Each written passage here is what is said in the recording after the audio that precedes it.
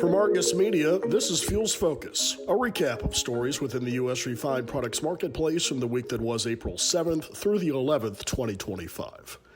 May NYMEX WTI finished the week near $60 a barrel as markets weighed the impact of an escalating U.S. tariff war with China. U.S. Energy Information Administration has lowered its gasoline price forecast for the summer driving season because of lower crude prices.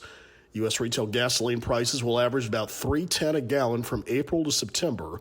That's the lowest inflation-adjusted summer average price since 2020. Forecast is about 20 cents a gallon lower than the EIA's previous forecast.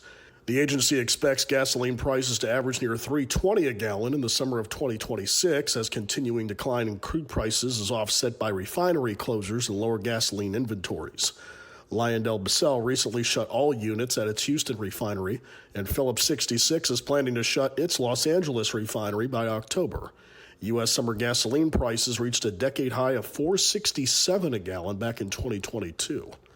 Phillips 66 told its shareholders this week that a challenge from activist hedge fund Elliott Investment Management would introduce unnecessary risk and jeopardize long-term returns. Elliott's pushing an aggressive short-term agenda, according to Phillips 66, including a breaking of the company that would cause disruption, slow momentum, and jeopardize shareholders' investment capital. The company also filed proxy materials with the U.S. Securities and Exchange Commission ahead of its annual shareholders meeting scheduled for May 21st. Elliott has amassed a $2.5 billion stake in Phillips 66 and is putting up 4 nominees for the board. Phillips 66 late last month nominated 2 new board members, which did not include the Elliott nominees, saying that the Elliott nominees do not possess skills or experience not already represented on the board, and that Elliott's inconsistent approach and evolving demands would introduce undue risk.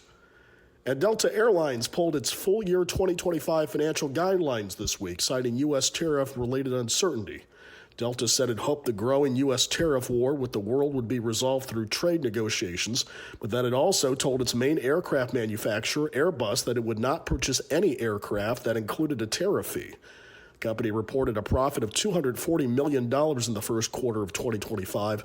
That's up from $37 million in the first quarter of 2024. And that's all for this edition of Fuels Focus, a production of Argus Media, a leading independent provider of commodity pricing and market information. For more on these stories and others, along with the latest pricing in the marketplace, make sure to subscribe to the daily Argus Media U.S. Products Report.